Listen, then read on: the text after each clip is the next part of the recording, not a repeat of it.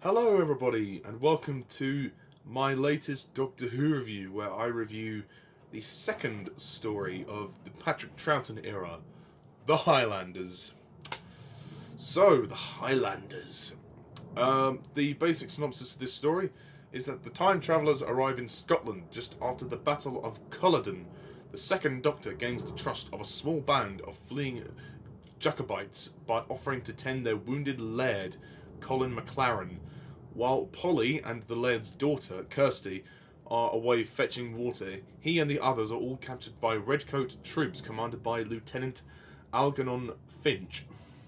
Gray, a crooked solicitor who sells prisoners to slavery for transportation in the West Indies, secures the group into his custody. Polly and Kirsty blackmail Finch into helping, and the Doctor wins the day by smuggling arms to the Highlanders, who are being held on board a stolen ship, the Annabelle. Gray and the ship's unscrupulous captain, Trask, are overpowered, and the vessel is returned to its rightful owner, William Mackay, who agrees to take the rebels to safety in France. And of course, the end of this story involves the Doctor, Polly and Ben returning to the TARDIS, where they are joined by the new companion, the young piper, Jamie McCrimmon. So, that is essentially your plot of the Highlanders. Okay, the Highlanders. I enjoyed the story. I thought it was pretty good. It's pretty solid. It's not perfect, but I think it's a fun time, and it is the last pure historical story of Doctor Who. By that I mean it's the last historical story of Doctor Who not to feature aliens. Since the Hartnell era began, we've had various stories like the Crusades, the Reign of Terror, the Massacre, which are all pure historical stories. There are no aliens involved. It's just the people within the story, and obviously the Doctor and his companions. They're not often everybody's favourites, which is fair enough. Not necessarily my favourite stories of the show, but this is probably one of the better ones. The Highlanders is just great fun. I think it's a great fun story, and I really like the story itself. I think it's a great story. It's really weird that this story is more of a seafaring adventure than the Smugglers, which is the story at the very start of this season. But there you go. I really like this story, and it's great. There's always something happening. It's a very fun story. It's very good. I think it's interesting how the characters. It's very much a character piece. I think the Doctor is great in this story. Patrick Troughton is even better in this story than he is in the first story, The Power of the Daleks. He's very good, and he's very funny. What I love about Troughton is, I mean, in comparison to Hartnell, you know, this story wouldn't really work for William Hartnell, and Patrick Troughton shows that by making his Doctor at the forefront of everything that happens in the story. Troughton displays a very quirky side to the Doctor, even so far as the Doctor dressing up as a woman. I mean, that's one of the most amusing sequences of the story. The fact that the Doctor does dress up as a woman to, you know, to kind of smuggle the arms back to Polly and Kirsty, which is very funny. He's very good in this story because he has to disguise himself. He puts on various accents, and he's able to slip into other characters quite well. So I think it's very good, and he's a very talented actor. He also pretends to be this German Doctor. He puts on a German accent, which can sometimes be slippy, but for the most part, it's very good. It is hard to do a German accent, but it's very good. I like Polly in the story. Polly, Anneke Wills does a good job as Polly, in that when she has most of her scenes with Kirsty, who's the laird's daughter. Kirsty, who's also a good character. Her and Polly do have a lot of good scenes in the story, and it's interesting how they blackmail Finch. Is it Finch? Yeah, Finch into helping them. And they kind of use him, but in the end, he seems to show a bit of a liking to Polly, and Polly gives him a kiss on the cheek. What I wouldn't give to have a kiss from Anneke Wills on the cheek back in those days. Anyway, and then we also have Ben in the story as well, the old Cockney geezer from London that we grew to know and love from the War Machines onwards. He's very good. He goes through a lot in this story, Ben, and he gets involved in the he's involved in the capture of himself and the other people when they get put on the ship, as well as with the new companion Jamie. This is Jamie's first story. Jamie McCrimmon, who will become pretty much the longest-serving companion in the show until, well, at least until Clara. Well, it depends how you view it. In terms of the number of episodes, Jamie still is the longest-serving companion. But in terms of the stories, Clara has more stories. But in terms of male companions, he is definitely the longest-serving male companion. He is going to be with us until the very end of the Patrick Troughton era. So from now to the end of Troughton's era, till the War Games, we will have Jamie, which is very interesting. And the actor, Frazer Hines, that's the guy's name. Frazer Hines is good as Jamie. He doesn't really do much in this story. We get to know him a little bit, and he plays the bagpipes. And at the very end of the story, when he's invited into the TARDIS, the Doctor says, "Oh, you can come along as long as you teach me how to play the bagpipes," which is quite funny. But he's very good. I like Frazer Hines in the story. I think the side characters are good. Some of them I've struggled to really remember or follow.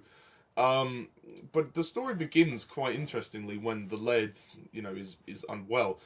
Literally, what I like about this story is that it throws you straight in, and you get the full sense of what's going on. In the first part, we're thrown into this man who's dying. He's on his deathbed. He's ill, and then we have a battle sequence, and it's all very come and go. The story does slow down at points to kind of breathe, and at times it does slow a little bit down too much. That would be my only criticism of this story, The Highlanders, is that it does drag in the middle. But the final part is great when the prisoners revolt and attack Grey and his men on the ship. Unfortunately, all of this story is missing. For fuck's sake! It's only 4 parts long, but for some reason, the BBC, after a month of it being aired, it was thrown out. Why? Why? I was told that it was because of the whole tape, because tape was very expensive back in those days. But who gives a fuck? It's Doctor Who. Surely the show was successful enough, So surely you'd think one day somebody would like to see this story again, but apparently not. However, we have a lot of nice pictures from the set and the story. And the folks at Loose Cannon have reconstructed the story for us, just like they did with the Hartnell stories that were missing. And we get a reconstructed version of the story, which has the images. We hear the audio that was recorded by the fans. Thank you, God. And the text that is displayed, the scrolling text that comes on screen, giving us some kind of indication about what happens. It's not ideal, but it's the best they can do, and it's good enough for what we have.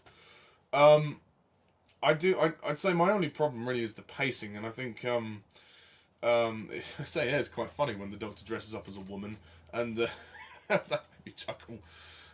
There's also a great scene in the prison before the people are taken on the ship, where the Doctor is talking to everybody, and then he starts playing his recorder, which is very funny. Patrick Troughton's a very funny Doctor. He's a very good Doctor. I think the look of the story is great. The production design and the sets are great. From what I can see in the images, in the reconstruction, it was very good, especially the scenes on the ship, which is known as the Annabelle. Funnily enough, I have a best friend who's called Annabelle. She's not much of a Doctor Who fan, though. She's seen some of the newer series, but yeah, if you're watching this, Love you, hon. Yeah, we're old friends. So, and I like the fact that it's set in Scotland. We haven't had a Doctor Who story set in the Highlands, which is in Scotland. I like how the story kind of it goes from a journey. It goes from Scotland to all over, really. I mean, you know, and then there's a lot of tension in the story. It's really a character piece, and I think it was a nice way to kind of finish off the pure historical stories, because I think after a while there would be a sense of pure historical story burnout, as well as just wanting to do something different. I mean, the Hartnell era had a lot of pure historical stories, more than one in each season. I think there was a good couple in season 3. For Troughton, I guess they wanted to kind of change things up a bit because it was a new Doctor, so I think that was important. And the acting is very good, as I said. Patrick Troughton is brilliant as the Doctor once again. Michael Craze and Anneke was brilliant as Ben and Polly, and of course Frazer Hines as Jamie, who will go on to do much more in the show as he continues. He's still very good for the scenes he has. And there's a very good cliffhanger, which is I think the end of part 2, when Jamie is inside a bag. He's on the edge of the plank of the ship, and then the captain, I think, shoots him, and the bag falls down. Like, we think that Jamie's been shot. Obviously, that's not to be the case, because Jamie is with us. And actually, the ending of the story was written differently, because Jamie wasn't meant to be the next companion, but apparently the producers liked him so much that they decided to keep him on as a companion. So they rewrote the ending to bring Jamie into the TARDIS, which is great. It's just a shame we can't see it, because that is a historical moment in Doctor Who when Jamie McCrimmon joins the TARDIS crew. There's not much music in the story. I would have liked to have some music just to up the tension a little bit. But overall, this is a good, fun story. It's nothing brilliant, I don't think, but it is a nice end to the pure historical stories, and I think it was important to kind of change it up a bit now. So, I'm going to score the Highlanders a 8 out of 10.